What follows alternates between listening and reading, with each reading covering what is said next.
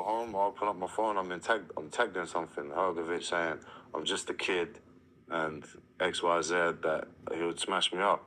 I do find it funny how it says I'm just a kid, and he went, was it 11 rounds or 12 rounds? 12 rounds with someone I knocked out in the first round. It's not bad for a kid, innit? I'll go home, I'll open up my phone.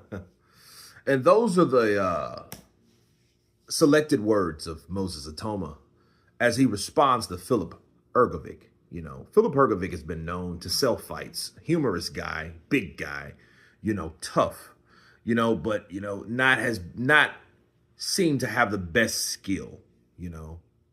And Moses Itauma, you know, responds with Hrgovic saying that he's just a kid, you know, and that's how Moses responds. And let me counterpunch. I don't believe in triangle theory. So what Moses is saying is true, but then that doesn't make him beating Hrgovic any better. If he beats Hrgovic, it would be because he's better than Hrgovic, not because he beat Dempsey McKean earlier than Filip beat Dempsey McKean. You see what I mean? Bars. But I do think it makes sense. I do think what Moses is saying that, hey, you call me a kid, but I'm still able to compete at your level, and you're not a damn kid. Mic drop. And that makes sense because Filip has a way of talking shite, right? And the way he has a way to talk in that way, he gets to this point where someone is either not on his level, which he's trying to make with Moses Itauma, or he's so much better than, or that person has a flaw. Like calling Moses Itauma a kid, or like calling Daniel Dubois ballless. Lack of balls, right?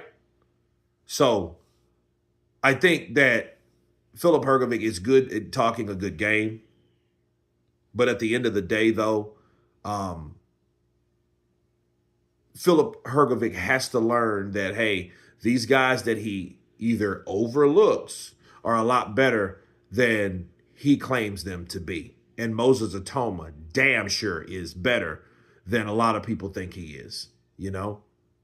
But this is the fight that is projected, and I think this fight should be looked at a lot closer because there is a possibility of Moses Itauma challenging Filip Hrgovic. You know what I mean? Filip just beat Joe Joyce in a pretty good fight, though. I don't think, you know, people realize that that was a very competitive fight. There were, you know, it wasn't what you thought it was. You know, Joe Joyce gave it a good go. If he would have won a decision, which he's lost the last two decisions, it wasn't by KO. He did get dropped by Derek Chisora, but we've got a certificate for authenticity that Derek Chisora's ass can punch. You see what I mean? I.e. Dave Allen, i.e. Alexander Usyk, i.e. a lot of other people that says Derek Chisora can crack. So give that man some credit because that man, you know, was formerly known as the Juggernaut, you know, still was able to get up off that floor, you know, just like he was with Zhang. He got dropped. You know what I mean? He was collapsed by Zhang, but he was still able to get up. All right, so take that under advisement. Okay, so that being said, Filip Hrgovic fighting Joe Joyce, having a go with Joe Joyce, you know, and a challenging fight with Joe Joyce doesn't really mean that Joe Joyce is done. Side note. But Filip Hrgovic and Moses Itauma, I think, you know, that is the next projected fight.